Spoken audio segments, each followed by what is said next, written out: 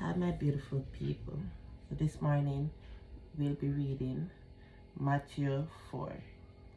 Jesus was tested in the wilderness.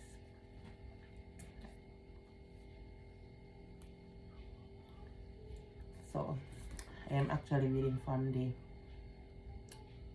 New International Version. So this is not the King James Version. Then Jesus was led by the Spirit into the wilderness to be tempted by the devil. After fasting 40 days and 40 nights, he was hungry. The tempter came to him and said, "If you are the Son of God, tell those stones to become bread." Jesus answered, "It is written, man shall not live on bread alone, but on every word that comes out of the mouth of God."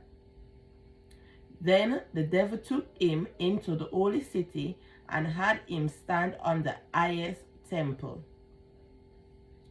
point on the temple. "If you are the Son of God," he said, "throw yourself down, for it is written, he will command his angels concerning you, and they will lift you up in their hands, so that you will not strike your feet against a stone." Jesus answered him, "It is also written, do not put the Lord your God to test." Again, the devil took him to a very high mountain and showed him all the kingdoms of the world and their splendors.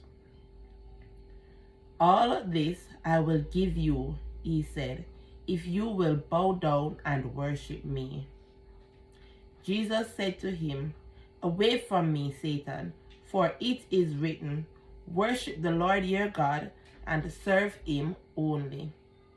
Then the devil left him, and angels came and attended him. Jesus begins to preach.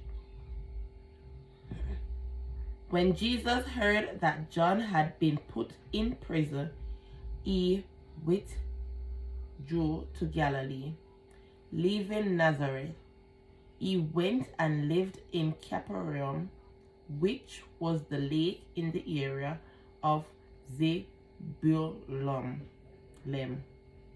and Naphtali, to fulfill what was said through the prophet Isaiah.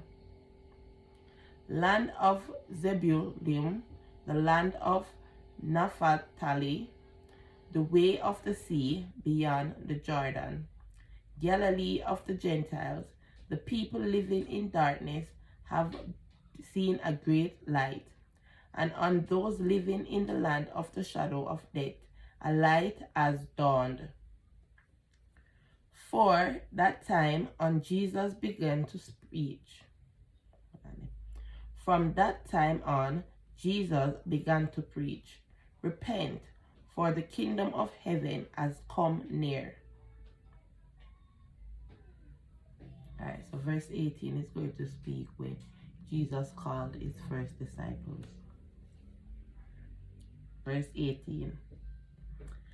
As Jesus was walking beside the Sea of Galilee, he saw two brothers, Simon called Peter and his brother Andrew.